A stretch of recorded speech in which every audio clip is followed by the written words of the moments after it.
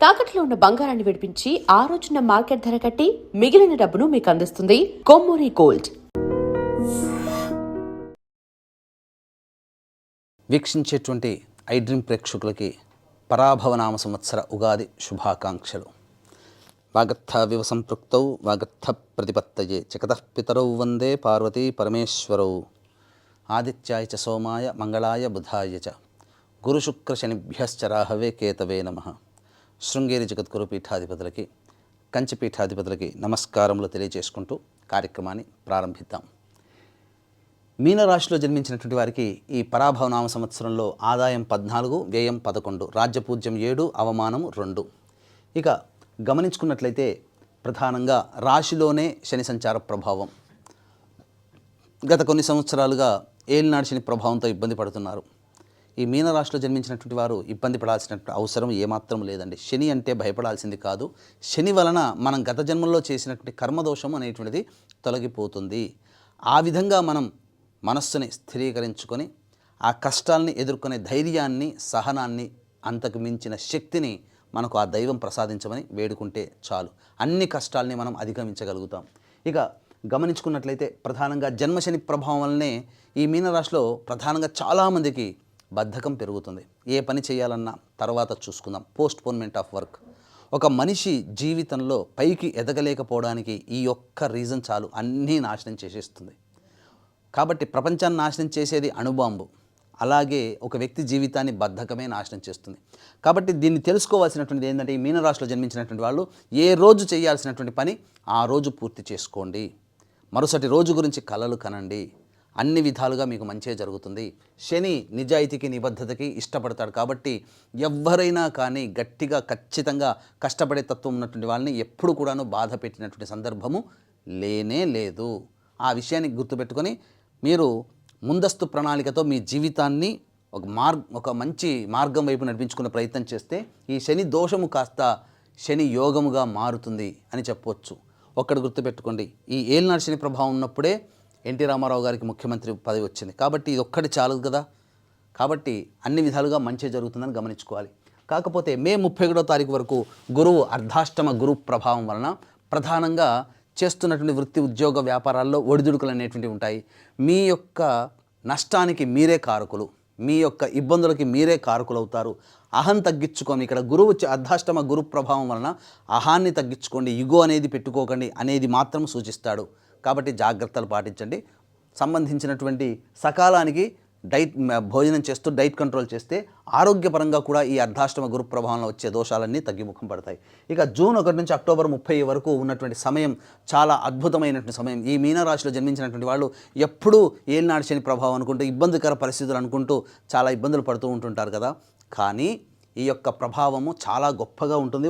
June 1 నుంచి October 30 వరకు అన్ని విధాలుగా గురువు అనుకూలంగా ఉంటుంటాడు. కాబట్టి ఈ సమయంలో మీరు ఏ వృత్తి అభివృద్ధి చేసుకోవాలనుకున్నా, వ్యాపారాన్ని కొత్తగా ప్రారంభించాలన్నా, విస్తరణ చేసుకోవాలనుకున్నా, లేదా మంచి ఉద్యోగంలో మంచి ఉన్నత స్థానానికి పెద్దల యొక్క, అధికారుల యొక్క ఆగ్రహం తగ్గి అనుగ్రహంతో మీరు ఉన్నతమైనటువంటి స్థానంలో ఉంటారు. కోరుకున్న చోటికి బదిలీలు జరిగే అవకాశము గోచరమవుతుంది. ఈ యొక్క జూన్ 1 నుంచి అక్టోబర్ 30 వరకు అన్ని విధాలుగా మంచి జరుగుతుంది. మీ యొక్క జీవితంలో ప్రోత్సాహకాలు ఆర్థిక పరంగా నిలదొక్కుని 10 మందికి సేవ చేయగలిగే శక్తి మీకు అన్నీ కలుగుతాయి. ఈ సమయంలోనే ఎన్నాళ్ళ నుంచో ఎదురు చూస్తున్నటువంటి కొత్త ఇంటి గృహము కళ ఏదైతే ఉంటుందో అది నెరవేరి తీరుతుంది, అందులో సందేహమే లేదు.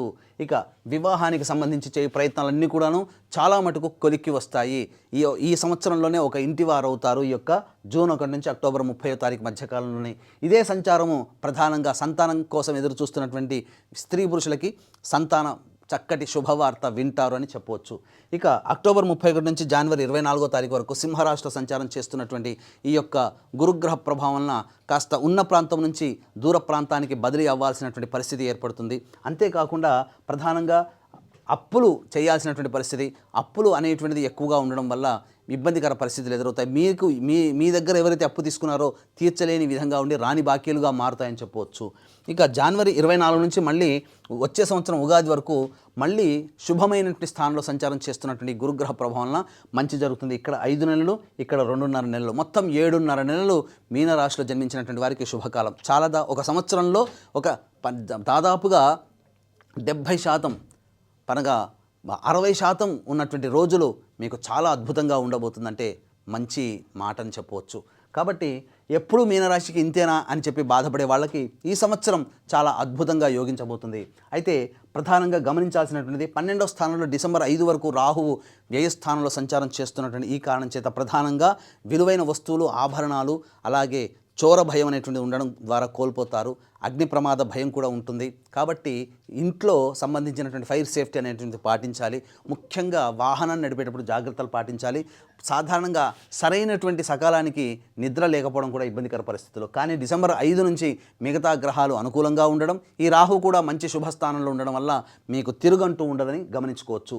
ఇక మీనరాశిలో ఈ యొక్క కేతు సంచారం డిసెంబర్ 5 వరకు అనుకూలంగా ఉండడం, డిసెంబర్ 5 తర్వాత పంచమ స్థానంలో సంచారం చేస్తూ మిశ్రమమైనటువంటి ఫలితాన్ని ఈ యొక్క మీనరాశి వారికి అందజేస్తారు. కాబట్టి మొత్తంగా చూసుకున్నట్లయితే ఒక శనిగ్రహము, గురువు మాత్రమే అనుకూలంగా కొన్ని సమయాల్లో లేడు. కాబట్టి మంచి సమయాలు ఉన్నప్పుడు మీరు ఏదైనా కానీ మీరు సాధించుకునే అవకాశాలని మెండుగా ఉంటాయి. మంచి సమయాల్లో అన్ని విధాలుగా మీకు యోగదాయకంగా ఉంటుందని చెప్పవచ్చు.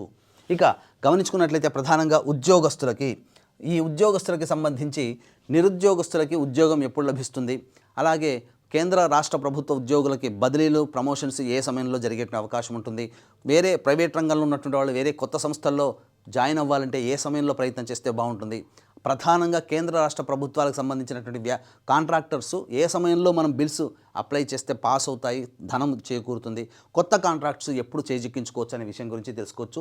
గమనించుకున్నట్లయితే ఈ సంవత్సరం 15 మే నుంచి 14 జూన్ వరకు ఉన్నటువంటి సమయం చాలా అనుకూలం. అలాగే 17 ఆగస్టు నుంచి 16 సెప్టెంబర్ మధ్య ఉన్నటువంటి సమయం చాలా అనుకూలమైనటువంటిది. అలాగే ప్రధానంగా 16 డిసెంబర్ నుంచి వచ్చే సంవత్సరం 12 ఫిబ్రవరి వరకు ఉన్నటువంటి సమయం కూడా చాలా అనుకూలమైనటువంటి సమయంగా చెప్పవచ్చు. ఈ సమయాల్లో మీరు ప్రయత్నం చేయండి. మీరు కోరుకున్న విధంగా మీ జీవితం అనేటువంటిది ఉంటుంది. కేంద్ర రాష్ట్ర ప్రభుత్వ సంస్థల్లో పనిచేసే ఉద్యోగస్తులకి ప్రమోషన్స్ అనేటువంటివి ఖచ్చితంగా ఈ సంవత్సరం రాబోతున్నాయి. ఎన్నాళ్ళ నుంచి ఎదురు చూస్తున్నటువంటి ఇంక్రిమెంట్స్ కూడాను మీకు అన్ని కూడా చేకూరుతాయి. ఎరియర్స్ కూడా మీకు వచ్చేసే అవకాశాలు ఉంటాయని చెప్పవచ్చు.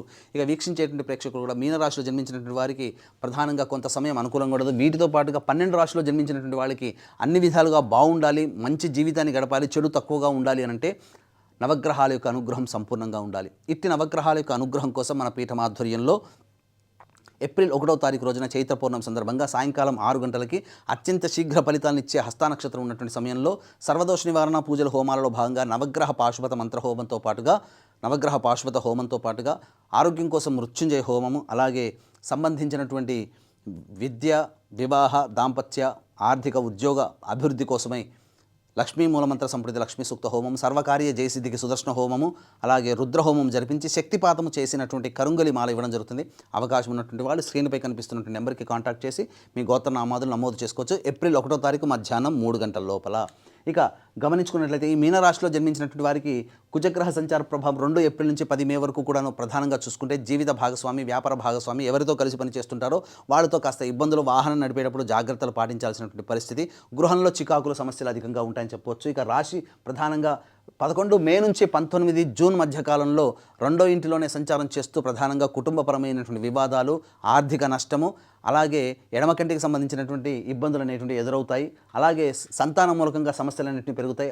శస్త్రచికిత్సలు జరిగేటువంటి అవకాశం కూడా గోచరమవుతుంది. 20 జూన్ నుంచి 1 ఆగస్టు వరకు మధ్య ఉన్నటువంటి సమయం ఇది చాలా అనుకూలమైనటువంటి సమయము.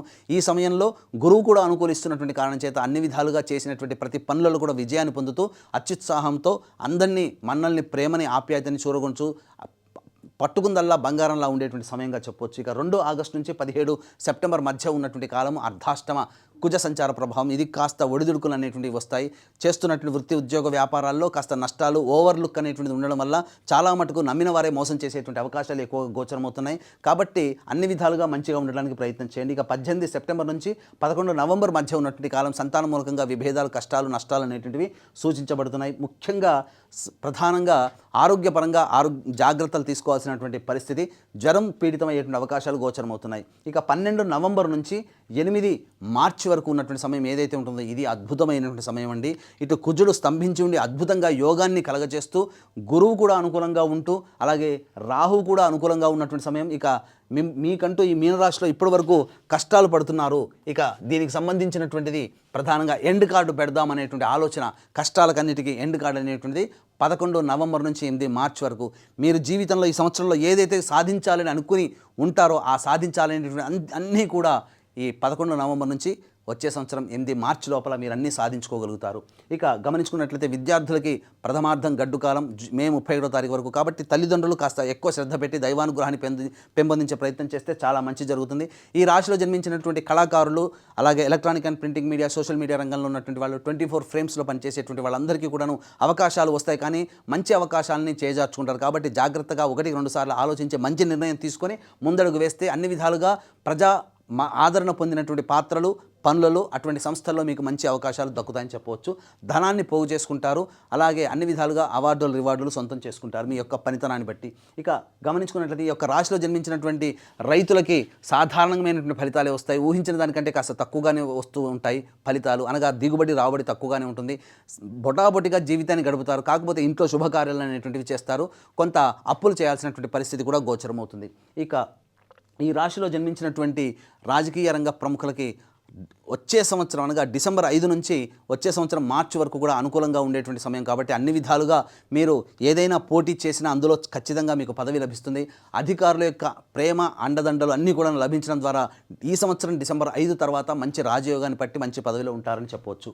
ఇక ఈ రాశిలో జన్మించినటువంటి ప్రధానంగా స్త్రీలకి ప్రధానంగా గమనించుకున్నట్లయితే మీకు ఈ గతంలో కంటే కూడా ఈసారి చాలా మంచి ఆదరణ లభిస్తుంది. కుటుంబంలో గౌరవ మర్యాదలు, సాంఘికంగా పేరు ప్రతిష్టలు సమాజంలో పెరుగుతాయి. తద్వారా మీరు అన్ని విధాలుగా గౌరవ మర్యాదలతో జీవనాన్ని గడుపుతారు. అయితే మీ యొక్క దగ్గర ఉన్నటువంటి డబ్బుకి మాత్రం కాస్త ఇబ్బందికర పరిస్థితులు, అనగా ధనము చేజారిపోతుంది. ఇంట్లో విలువైన వస్తువులు చోరభయం, అనగా చోరీకి గురయ్యే అవకాశాలు కూడా గోచరమవుతున్నాయి. కాకపోతే ఆరోగ్యపరంగా శ్రద్ధ వహించాల్సినటువంటి పరిస్థితి, శస్త్రచికిత్సలు జరగాల్సినటువంటి పరిస్థితి ఎదురవుతుంది. ఈ రాశిలో జన్మించినటువంటి స్త్రీలకి వివాహం జరుగుతుంది, సంతాన ప్రాప్తి కూడా కలుగుతుంది. అన్ని విధాలుగా యోగదాయకంగా ఉంటుంది. కాకపోతే ఎదుటివారిని గుడ్డిగా నమ్మకుండా కాస్త ఆలోచించే నిర్ణయం తీసుకొని ప్రతి పనిలో ముందడుగు వేసినట్లయితే మీదే పైచేయిగా సాధిస్తారు. మీ మాటకు విలువ పెరుగుతుంది. విలువైన ఆభరణాలని ఈ రాశి వాళ్ళు సొంతం చేసుకుంటారు. స్థిరాస్తులు, చరాస్తులు అనేటువంటివి పోగు చేసుకుంటారని చెప్పవచ్చు.